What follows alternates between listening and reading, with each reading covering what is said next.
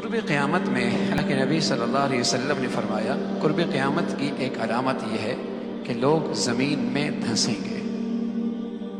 عائشہ رضی اللہ عنہ فرمانے لگی یا رسول اللہ کیا جب اس امت کے اندر بھی ہوگا؟ فرمایا ہاں، اس امت کے اندر خسف بھی ہوگا، چہروں کی شکلیں بھی بدل جائیں گی اور آسمان سے پتھر بھی برسیں گے۔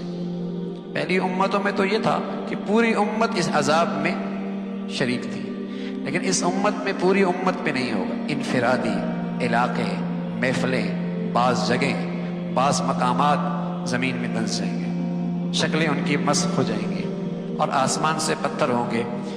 تو عائشہ فرمانے لگی یا رسول اللہ انہلک وفینا الصالحون، اس امت کے نیک لوگ بھی موجود ہوں گے پھر بھی یہ ہلاکت ہوگی؟ فرمایا ہاں، اذا ظہر الخبث، جب گندگی زیادہ ہو جائے گی تو پھر اللہ کی یہ پکڑ آئے گی۔ پھر رسول اللہ صلی اللہ علیہ وسلم نے اپنی زبان میں بتایا کہ یہ خسف کب ہوگا، زمین میں دھنسنا قرب قیامت میں کن گناہوں پر ہوگا؟ تو فرمایا المجاہرہ بالغناء والرفث، جب ناچ گانا کھلے عام ہونے لگ جائے، جب ناچ گانا کھلے عام ہو جائے گا، والمغازف، اور آلات موسیقی کھلے عام ہو جائیں گے، وشرب الخمور، اور شرابیں کھلے عام پی جائیں گی۔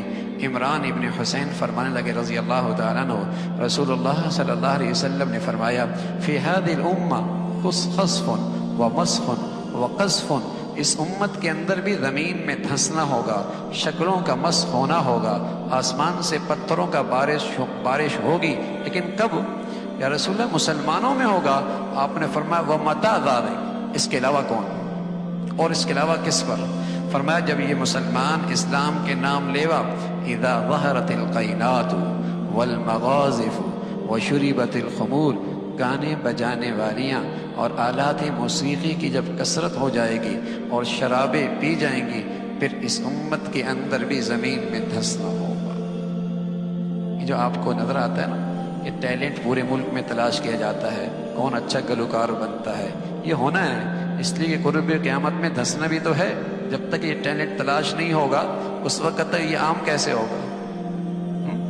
ٹیلنٹ تلاش کیا جاتا ہے نا، اور دانشگاہوں کے اندر، تعلیمی گاہوں کے اندر بھی کلاسز دی جاتی ہیں۔ اس نسل کو اب اسی کی ضرورت رہ گئی ہے، ناچتا کہتا ہے، گاتا کیسا ہے۔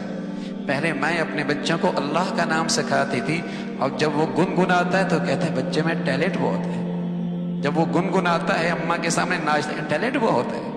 پہلے میں بسم اللہ پڑھاتی تھی، اللہ کا نام سکھایا کرتی تھی، اللہ کی بات سکھایا کرتی تھی، پوری کوشش ہوا کرتی تھی ماؤں کی کہ بچے کی زبان سے سب سے پہلے اللہ کا نام لے، اور اللہ کرے اس کی برکت سے آخری کلمہ بھی اللہ کا نام کا ہو اور اللہ کے نبی کی بشارت ملے کہ سیدھا جنت میں چلا جائے۔ لیکن اب کیا ہے، مائیں بچوں کو جب سینے سے لگاتی، چھاتی سے لگاتی تو ان کی تربیت کرتی تھی، حسبی ربی جل اللہ ما فی قلبی غیر اللہ نور محمد صلی اللہ لا الہ الا اللہ لا الہ الا اللہ، دودھ پلا رہی ہوتی اور ان کے کانوں پہ ہاتھ رکھ کے انہیں یوں لوریاں دے رہی ہوتی، اور ان کے زبان سے یہ الفاظ ہوتے تھے تاکہ بچے کے دل کی دنیا میں یہ چیزیں نقش ہو جائیں، اور جب وہ زبان کھولے تو اللہ کا نام لے، زبان کھولے تو اللہ کا نام لے، اللہ کا نام لے۔ اور آج میرے عزیزو ابھی اس کی 2.5 سال کی عمر نہیں ہے، 3 سال کی عمر میں آپ نے تعلیمی ادارے میں بھیج دیا، وہاں اسے موسیقی کی کلاس سکھائی جا رہی ہے۔ کیسی بدنصیبی ہے، عقل پر ماتم کیجئے، لاکھوں روپے بھی دیجئے اور اپنی اولادوں کو بھی ان کے حوالے کیجئے، ہاں لاکھوں روپے بھی دیجئے اور اپنی نسل کو، اپنی اولادوں کو بھی برباد کیجئے، پیسہ بھی دیجئے اور اس اولاد کو اپنے لیے وبال بھی بنائیے۔ کیا دولت تھی اولاد جو مسلمانوں کے لیے صدقہ جاریہ تھی، اور بہترین زندگی کی صلاحیتیں اس کے اندر پیدا کرنے کا موقع تھا۔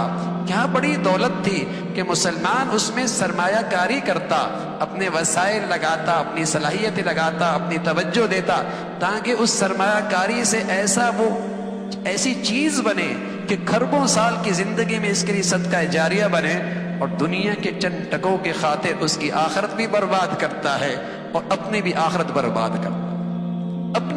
برباد کرتا ہے، تو رسولullah صلی اللہ علیہ وسلم نے فرمایا اس امت میں خسف ہوگا جب آلات موسیقی اور گانا بجانا اور ناچنا عام ہو جائے. شریف گھرانوں کی عورتیں، ہاں شریف گھرانوں کی شادیاں، وہاں بھی اسٹیج اب سجتا ہے، جہاں ان کی نسلوں میں کبھی تصور بھی نہیں تھا کہ ان کی شادیوں کے اندر بھی اسٹیج پہ یہ سب کچھ ہوگا، لیکن ہو رہا ہے. یہ سب کچھ ہو رہا ہے اور آگے بڑھتا چلا جا رہا ہے. تو ہاں ہوگا، اس لیے کہ قبر قیامت میں زمین میں دھسنا بھی تو ہے، مرنا بھی تو ہے. ہاں یہ قیامت کی شکل بھی پوری تو ہونی ہے. اللہ رب العزت ہمیں، ہماری نسلوں کو، ہماری اولادوں کو ان فتنوں سے اور ان گندگیوں سے ہمیشہ محفوظ فرمائے، اور اللہ اپنی ناراضگی سے، غضب سے ہمیشہ محفوظ فرمائے. جو کچھ سنا گیا اللہ اس پر عمل کرنے والا اور آگے لوگوں تک پہنچانے والا بنائے. مزید اصلاحی بیانات کے لیے ہمارا یوٹیوب چینل ایمان و یقین کو سبسکرائب کریں. جزاک اللہ.